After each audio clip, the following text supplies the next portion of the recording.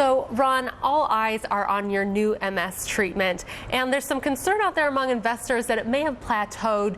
Sales obviously did very well in the third quarter, but you said it indicated that in the fourth quarter they may start to slow down a bit. So tell me, what's the outlook like for this product? Have we plateaued? Do people start to moderate expectations, or are we going to be able to continue seeing growth from this long term? Yeah, you know, what we saw in the launch, which started in March of this year, was that we had a huge amount of patients come in to try the drug. We've had over 31,000 to this point, about 31,000 through September 30th. So it's a very large, unexpectedly high number of patients coming in. And now we're coming down the backside of that, but already that represents about 8% of all the patients with MS in the country. And recognize that about 64% of people with MS have trouble with walking. So there's still a huge unmet need out there that Ampyra potentially can address. Now, the other thing about this product that I wanted to ask you about was cost. It's about $13,000 for a year's treatment, right? And in this focus on healthcare reform in the United States and in Europe, there have been concerns about the cost benefit of certain treatments. So while your drug does help improve walking in patients, it's not a cure. So are you starting to get any pushback from payers, and how do you justify the price tag? Well, a couple of questions in there. I'll try to get both of them. First of all, the payer situation, we're very pleased at this point in the launch where we are. We said today about 75% of the covered lives in the commercially covered lives in the country are getting the drug with no or minimal prior authorization requirements. There's about 20% who are more restrictive, but by and large, even for those, they're not preventing people from getting the drug. It slows down the process a bit. So we're very pleased with that. Remember, this is an innovator drug. There is no other drug that has ever improved walking for people with MS. It's a critical function for these people.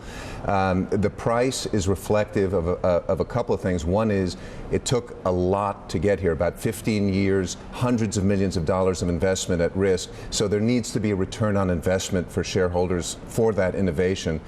In addition, the revenue that we're generating off Ampyra is now going to fund additional development of other products that we're developing that hopefully also will be frontier busting or advanced therapies for various neurological and other diseases. Yeah, you mentioned some of the things in your pipeline.